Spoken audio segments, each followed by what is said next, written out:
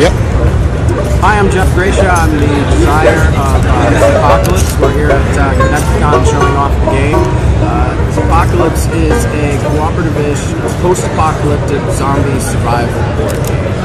It takes place sometime in maybe tomorrow, the distant future, and you play a squad of survivors, not just one character, who actually goes out into the wasteland trying to scavenge for supplies, find new survivors. You make your way back to this bunker that's underneath the hotel that you're fortifying, has that tower defense element to it. Finally, you get an opportunity to collect these resources to feed your survivors, and just before the dusk settles, all these zombies are surrounding you on this tactile board, and it's your job as a squad and with the other players to try to take out all of these zombies. So how did you come up with the concept?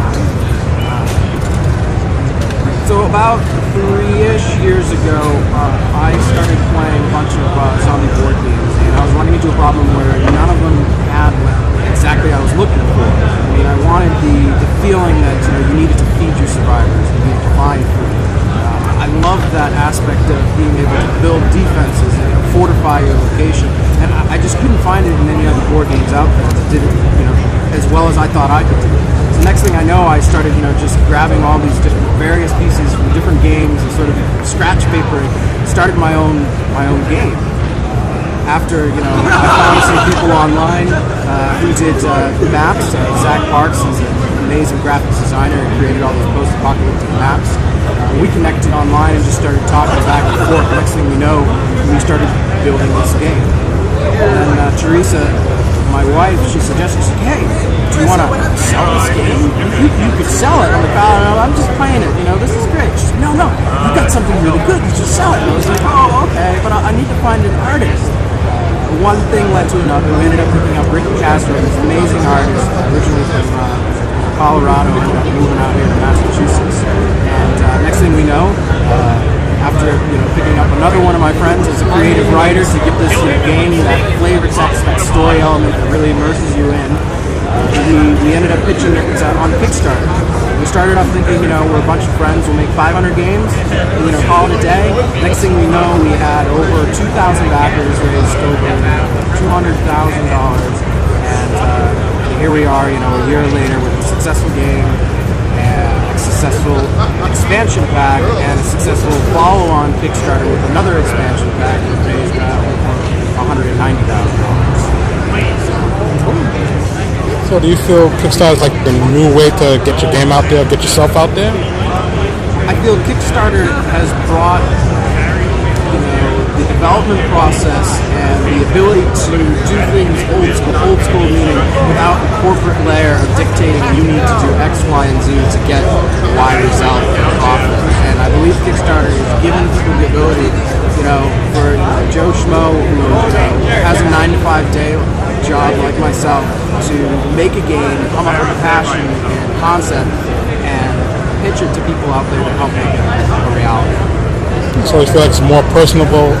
It's way more personal. I mean, to be able to go on Kickstarter, find someone who's just like, hey, I got this great idea, but I don't have a Fortune 500 company backing me, willing to give me $50,000 for a production run, but maybe 2,000 people out there will all chip in $20 and make it become a reality. And that's the exciting thing about Kickstarter, is that you can have that dream and that passion and really make something that was just an idea just become reality.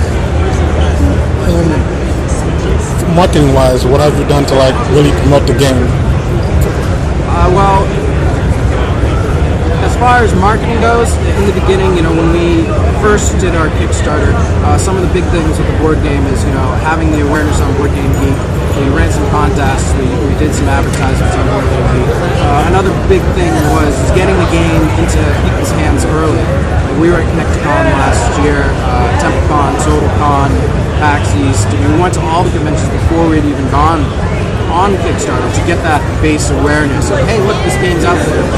Do you like it? And, come play the game. It gave us all this great feedback and helped make it what it was today. And also help build the awareness before we even went on Kickstarter. I feel that's kind of really important, especially when you're working on a new project on Kickstarter. That you should really take the time to get that awareness out there prior to launching.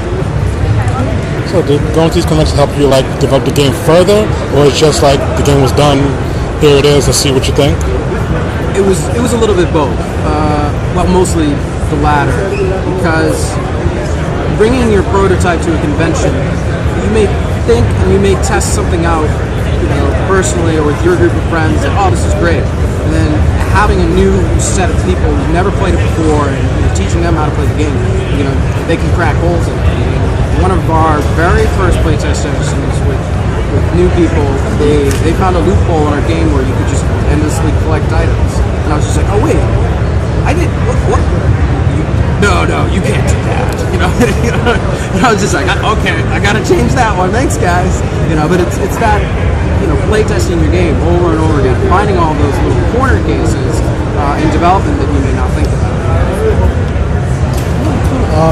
What are some new expansion packs you're coming out with?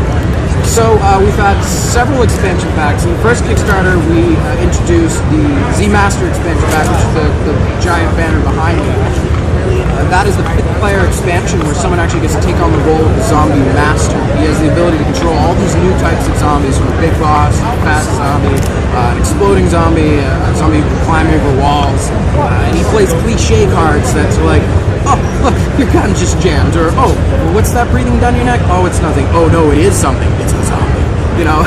He's got all these cards that he plays against the players, and it really brings that cooperative aspect of the game together, where you've got a group of people trying to go against master.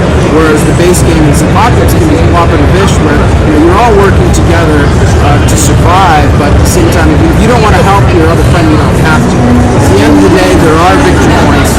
There is experience that you're trying to get by leveling up, and you may want to be the selfish one to collect all the cards and get all the points. Well, thank you for your time, man.